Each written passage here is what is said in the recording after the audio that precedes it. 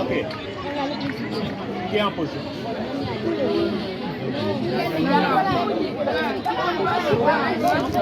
Qui est en position?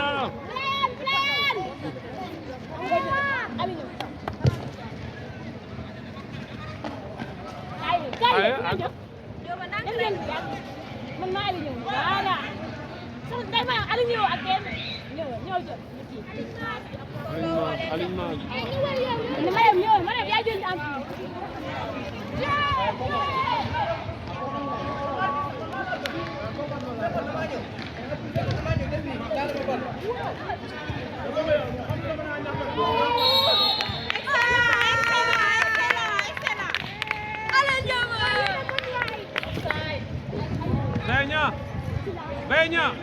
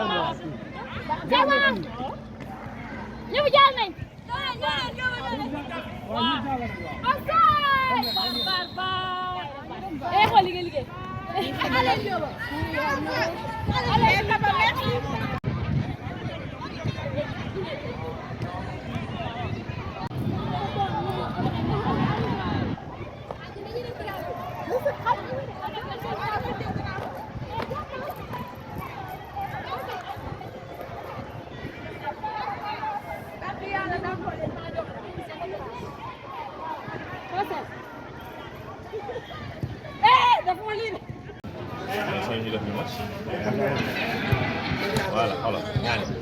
Yaa ngi rëpp. Lan lañu wax devant la supporter du Balla.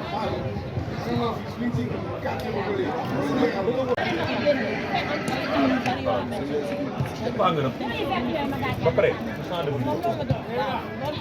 Xam nga ne ba nga def profondeur. Dawal. Stade yi na ngeen def.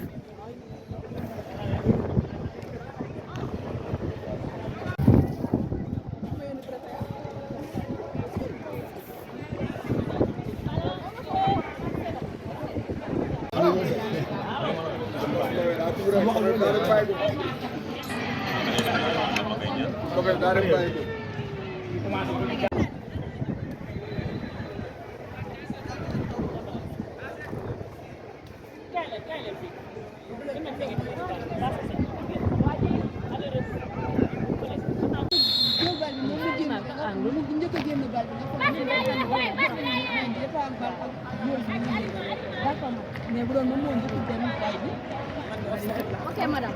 Ah man loolu laa gis léegi waxal loolu.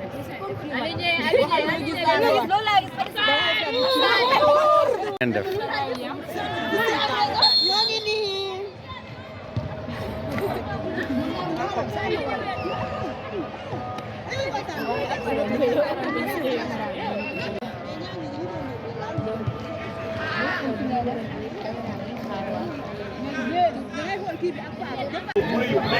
Nice, léegi jàmm.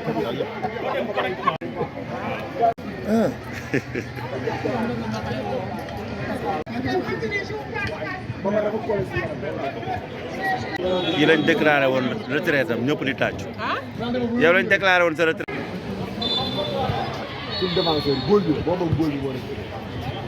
jël tuuti rek yéen a ngi ci liggéey bi. ah yee. dëgg la.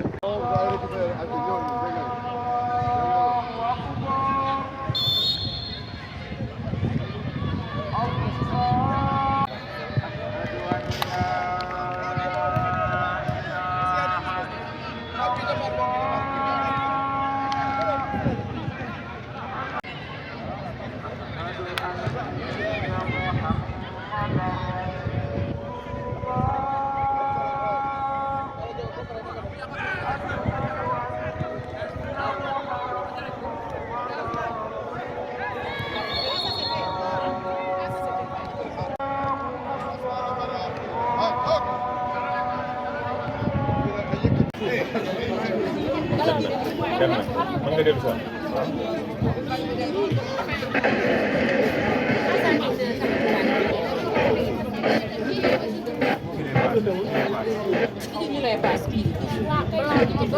voilà fii kii moom ne position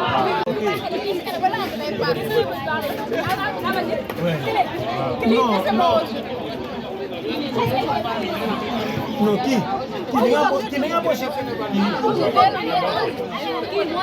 ñoom keneen ci ginnaaw day werante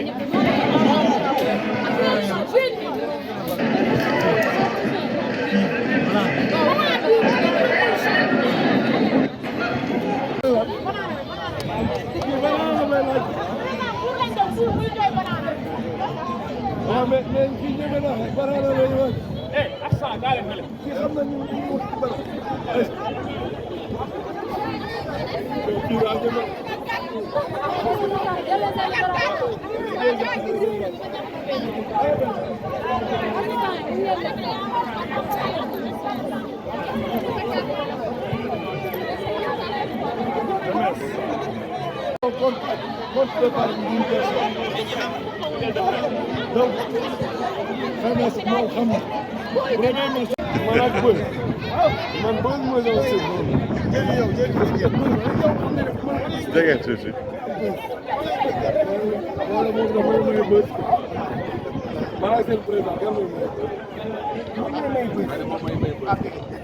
moom téye Pikine de. waaye kii ñun ñoo ko dénk nee naa ko damay mettre sous administration sous délégation spéciale la Soukra. waaw. ba pare da ngay dem jël kii nga gañ ma jox ko délégation.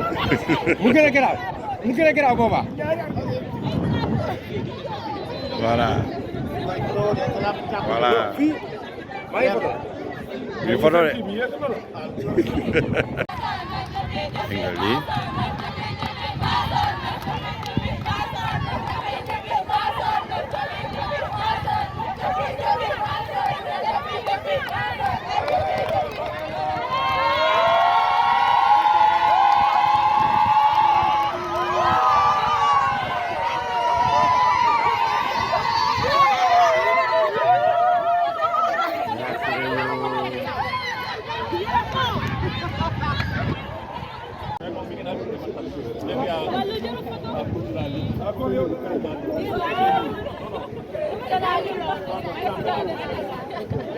boo leen joué sur les situations de santé aria vous ne devez pas faire le jeu bu ñuy joué réaction bi dafa war a gaaw bu ñuy joué à gauche dafa war a gaaw réaction bi gis nañ situation yoo xamante ne arbitre ñu ngi fii oui maman soit de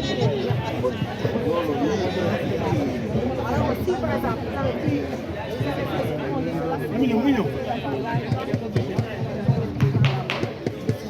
Mané bu ñuy jouer côté droit aussi dafay def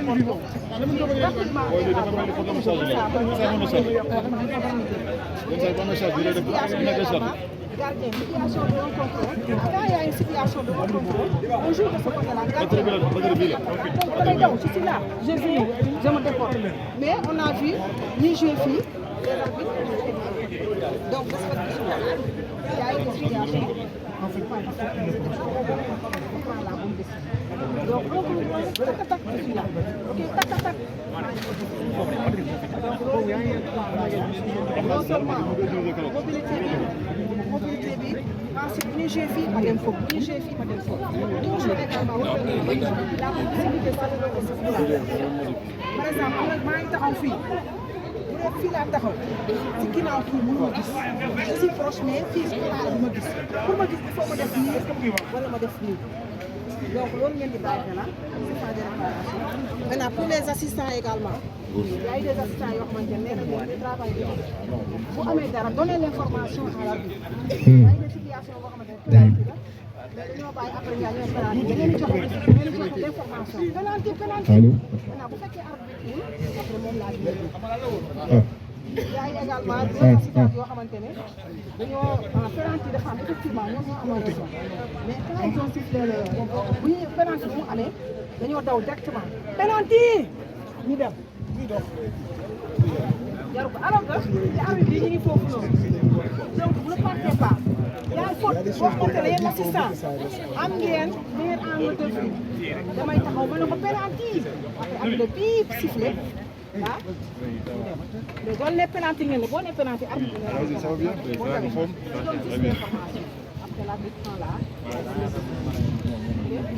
donc am na aussi beneen point bi mooy que ni penalty bi am na ñoo xamante ne pip non penalty bu ma koy siffler comme je prends mon temps j'inspire pip mais comme président nga nee nañu kuy dagg mburu donc là je coupe et je vais mburu voilà et puis je vais vers le point ok donc da lay permettre en même temps tu réfléchis pour savoir la nature du carton. Est-ce que c'est un doxo plus dispute ou c'est un doxo sans dispute? Donc je prends mon temps, j'inspire, j'expire, je siffle, boum, et je vais vers le point.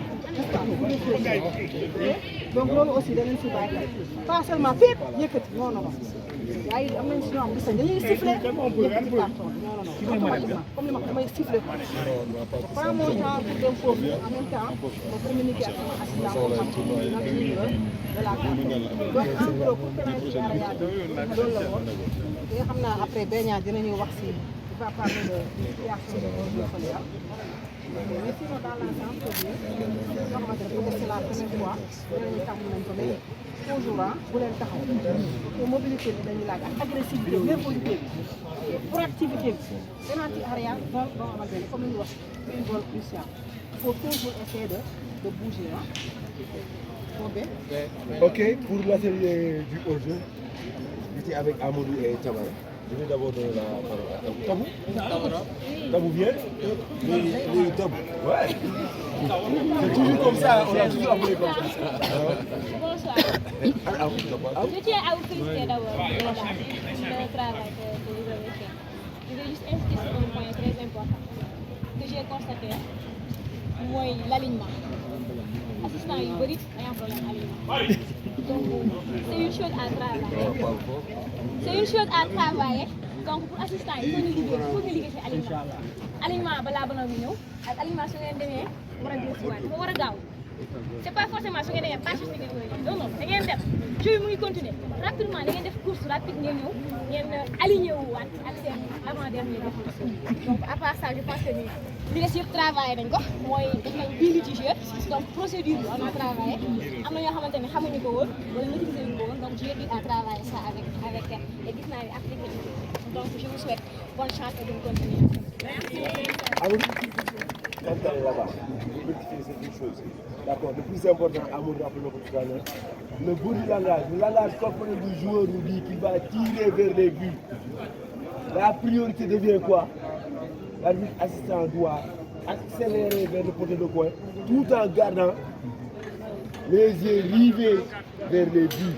Parce qu'il faut les affaires. Ça ne sert à rien d'accélérer en regardant le poteau de coin.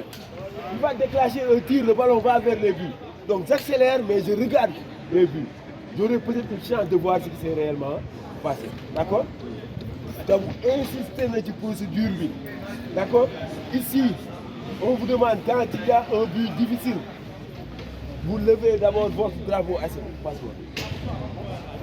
Levez d'abord le drapeau pour montrer à l'arbitre qu'il y a une anomalie et que le jeu devrait être arrêté. L'arbitre assistant, il procède toujours par séquence, n'est-ce pas? Sur hors-jeu, première séquence, deuxième. Ou bien première, deuxième.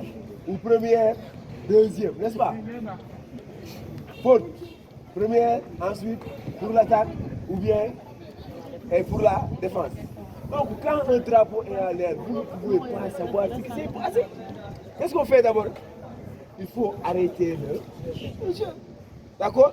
Donc, il lève le drapeau, vous sifflez et maintenant il l'abaisse. Ça là, ce signe-là, vous donne une information. C'est quoi? Que le but a été marqué et le ballon semble rester en jeu. En ce moment, vous, arbitre maintenant, vous désignez le rond central et l'arbitre assistant court sur une distance de 20 à 25 mètres. D'accord? Quand vous insistez dessus. Mais pour bien l'exécuter, il faut garder sa sérénité. d'habitude arbitre instant bii bu duggee rek dañuy xaw a tàggoog seen sago d'accord gardez votre sérénité et faites la procédure correctement d'accord sinon vraiment ils ont dit l'alignement c'est un problème et on va donner peut-être mandat aux instructeurs locaux de beaucoup travailler sur l'alignement c'est un problème pas seulement à ce niveau-là on l'a constaté à d'autres niveaux il faut qu'on revienne sur ces fondamentaux-là d'accord pour le hors-jeu c'était ça je termine par le mini-match rapidement. Pour le mini-match, on a vu de bonnes choses, hein, beaucoup de bonnes dispositions également chez les alliés. Maintenant, ce qu'il faut améliorer, c'est votre lecture du jeu dans les situations de balles arrêtées. Vous avez entendu à plusieurs reprises les instructeurs disent vas-y, vas-y. Cela veut dire que l'arbitre n'a pas eu la bonne lecture. Quand un joueur est en position du ballon, il est seul avec le ballon. Maintenant, il faut lire le langage corporel du joueur. S'il veut jouer long, il va vous donner cette information-là de par sa posture. Parce que pour faire une passe ici, on n'a pas besoin de faire d'effort. Mais pour faire une passe de 30, voire 35 mètres, il faut que le corps se prépare à donner de la force. D'accord? Et c'est ce langage-là qu'il faut lire et commencer à anticiper. Mais vous voyez un joueur qui est seul avec le ballon, qui vous montre qu'il va jouer long et vous restez aux abords. Forcément, vous serez battu. Et si vous êtes battu, vous serez en retard. Et si vous êtes en retard, il va vous manquer soit de la proximité, soit de l'angle de vue. Donc la décision risque d'être erronée. D'accord? Il faut travailler cela, hein? Travailler, rechercher ça. Même à l'entraînement, vous imaginez des situations où le joueur récupère le ballon. Allez, je pars. Ok? Ça a vraiment posé problème pendant les mini-matchs. Sinon, globalement, on a vu de bonnes choses. Quoi. Hein? On vous encourage et continuez à travailler. D'accord? Merci beaucoup. Voilà, avec ces anticipés pour regarder le plan. Avant de regarder le plan, prenez l'information d'abord. Quel drink, par exemple, il commet une faute. Donc, vous faites que vous avez donc, je suis là d'abord. Ok, je suis là, je regarde. Maintenant, ok, si par exemple, s'il commence à là, il me montre le centre, moi donc faites, mais vous le fini, tac, tac, tac, il est là, tac, tac, tac, vous avez dit, Paul, voilà. Donc, on les fait, le temps de donc, vous avez un contre un, vous avez focus sur l'autre. Maintenant, vous faites qu'un bal bi, bon na ma day dem na ndax ma soog boo leen demee wala nga def lii rek dara mun na xew ko le temps ngay defaat ni en tout cas bu dee côté bële assistant mun na ko dimbale donc l'assistant mu pas L'information. Le président de la Ligue.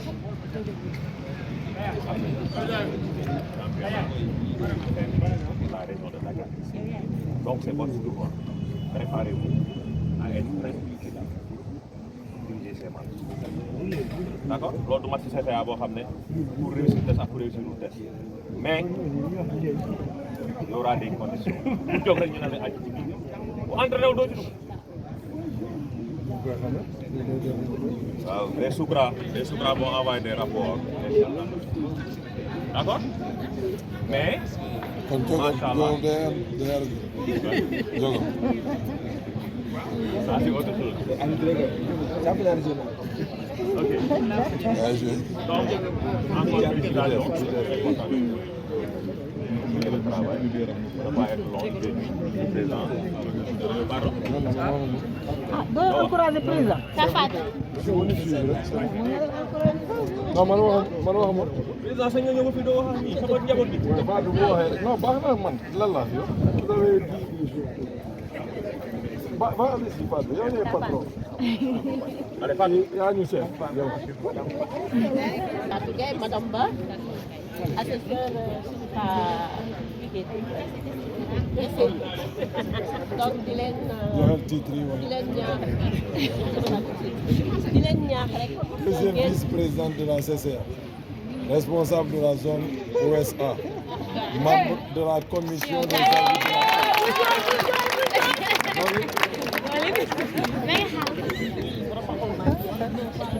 maa ngi sukkandiku ci ñu jot a wax li ñu wax mais juste dolli di leen ñaax rek man su may gën a accentuer sama wax mooy que nit su jógee pour def dara daf ci war a jiital gëm-gëm parce que ñii leen di encadrer luñ ko bëgg-bëgg ñoom buñ ko bëggee 10 yéen da ngeen koy war a multiplier par 10 ci ngeen di gisee résultat yi parce que yéen yéenay daw ci terrain yi yéen yéenay arbitrage te arbitrage dafa doon loo xamante ne dafa laaj sacrifice encore une fois bu ngeen di dugg ci dara bu leen ci mouvance yóbbaale parce que am na ñoo xamante ne dañuy gis par exemple kii arbitre la sama koñ la dëkk wala maa ngi seetaan télé gis naa benn arbitre bu jigéen ma jóg gàddu sama saak ne damay def arbitrage il faut que ngeen di éviter li ñuy wax suivisme baaxul lu ngeen di dugg rek da ngeen ciy dugg parce que da ngeen ko gëm bi li mu war a àndal mooy dès à présent ngeen xam arbitrage lan la laaj parce que pour nga réussir ci benn affaire il faut nga xam li mu laaj boo xamee li mu laaj soo ci bëggee réussir nga def li mu laaj parce que c'est yomb na ku nekk mën na jógee gauche droite ñëw sol équipement taxaw arbitre la mais du loolu mooy arbitre 90 minutes benn goutte d'eau la ci arbitrage match yi ngeen di def benn goutte d'eau la lii defar arbitrage mooy li nit yi dul gis li nga xamante ne yéen a koy defal seen bopp yéen ay sacrifié wu pour ñëw def ko ñii taxaw fii accompagner rek la ñu mën ci yéen mën nañ leen jox li ngeen war a def mën nañ leen ko wax mais su ngeen ko gëmul du ngeen avancé parce que ñii ngeen gis fii yëpp fii lañ commencé ñii taxaw fii di leen jox ay conseils